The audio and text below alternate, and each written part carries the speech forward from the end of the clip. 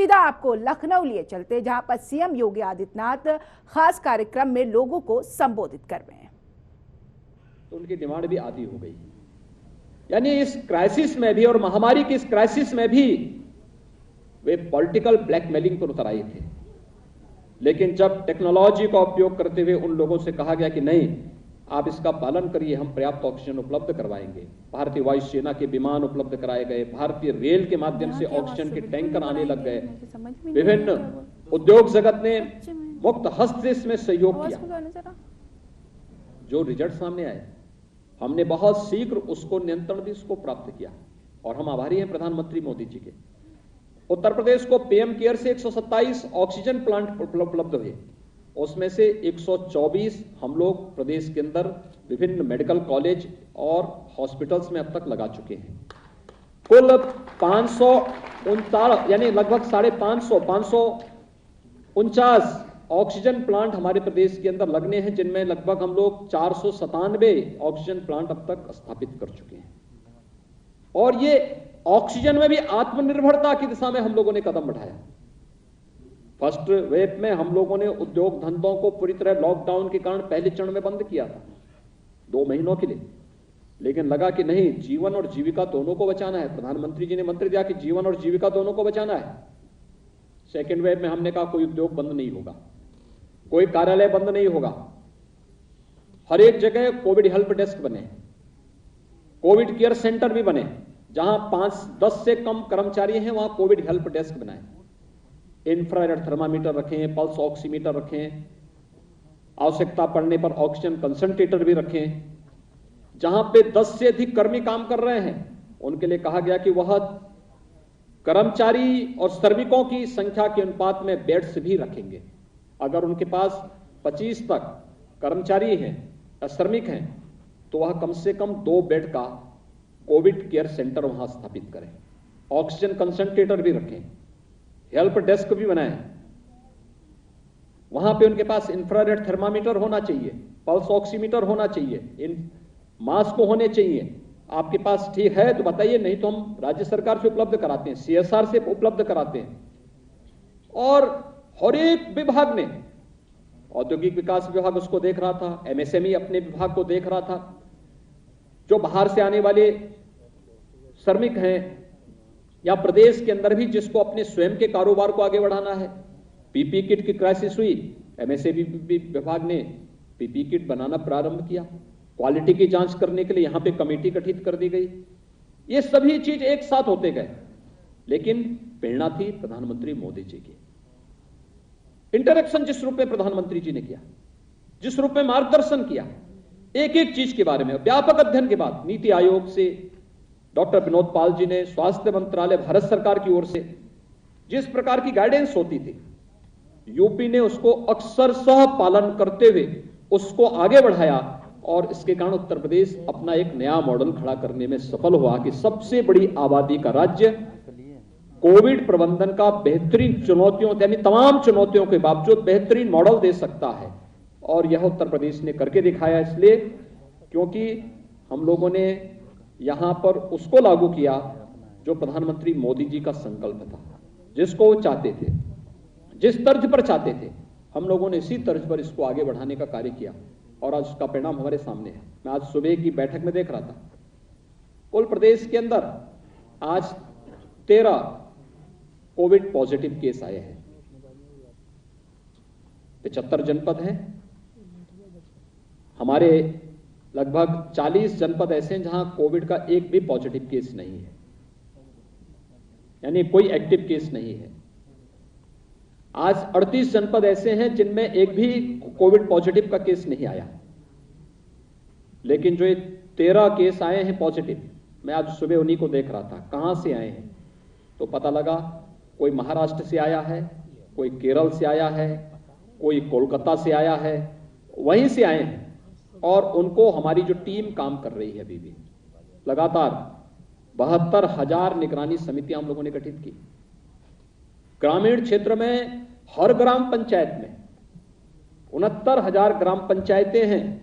इन सभी 69,000 ग्राम पंचायतों में 10 से 12 सदस्यीय टीम हमारी काम कर रही है, जिसमें आंगनबाड़ी, आशा वर्कर, एएनएम वहां के ग्राम प्रधान, पूर्व प्रधान, इन सबको मिलाकर के राजस्व के कर्मी, ग्राम्य विकास और पंचायती राज के कर्मी, ये सब मिलाकर के 11 से 12 सदस्यीय टीम वहां पे रहती है। डोर टू डोर स्क्रीनिंग करना, हर संदिग्ध व्यक्ति को मेडिसिन किट उपलब्ध करवा देना, अगले 24 घंटे के अंदर आरआरटी की टीम भेज करके उनका टेस्ट करवा लेना, ये सभी काम एक साथ प्रारंभ हुए। 72,000 टीम को हम लोगों ने समय से, यानी फर्स्ट वेव के समय ही हम लोगों ने उन्हें infrared thermometer, pulse oximeter, mask, sanitizer, ये सभी उपलब्ध करवा दिए और वे लगातार चलता रहा।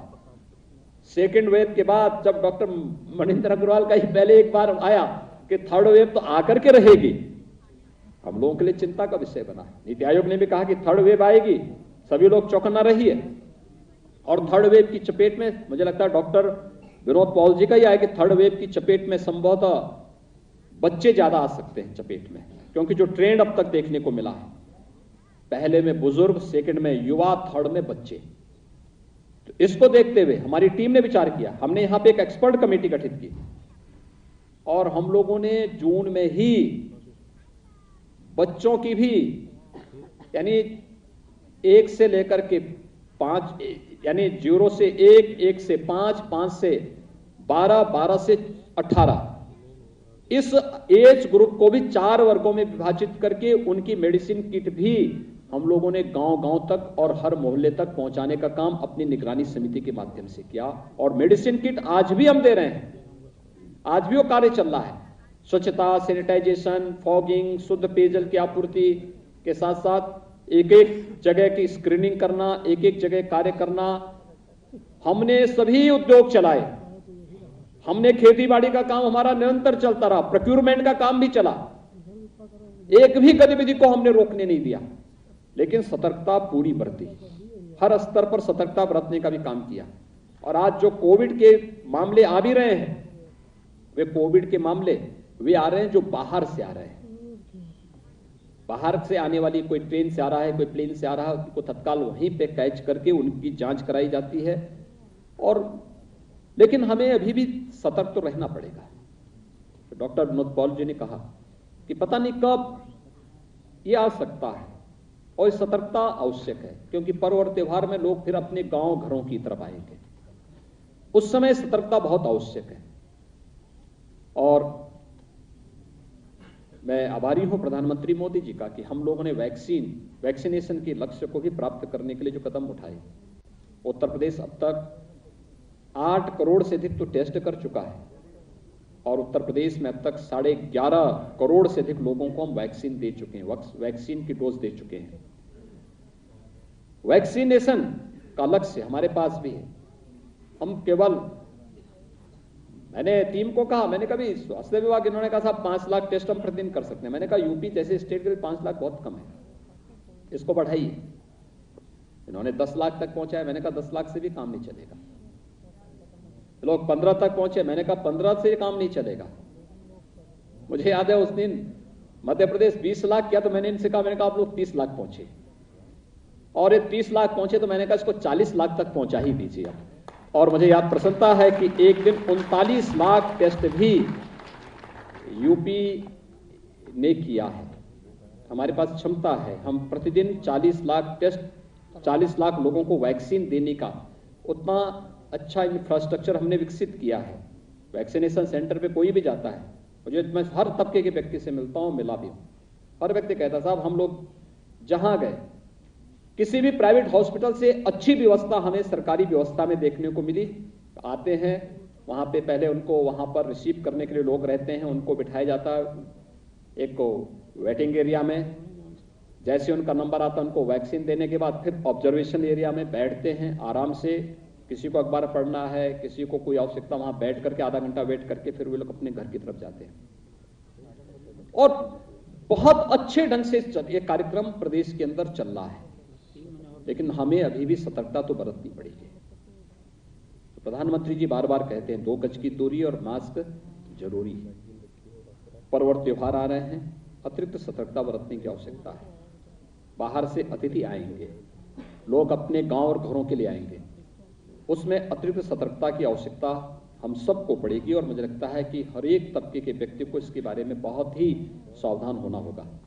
मैं आईआईटी कानपुर को धन्यवाद दूंगा, क्योंकि मैं हमेशा इस बात पे, प्रधानमंत्री जी भी इस बात को कहते हैं, आप जो भी करते हैं उसको आने वाले समय के लिए भी रखिए, सजो करके रखिए, उसको डॉक्यूमेंटेशन करिए।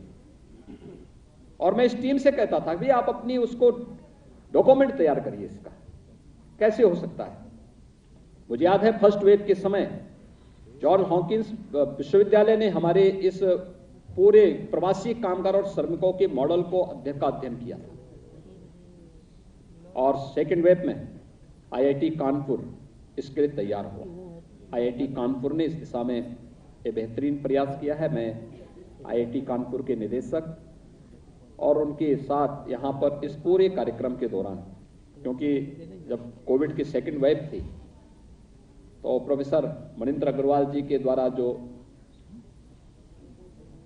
अपने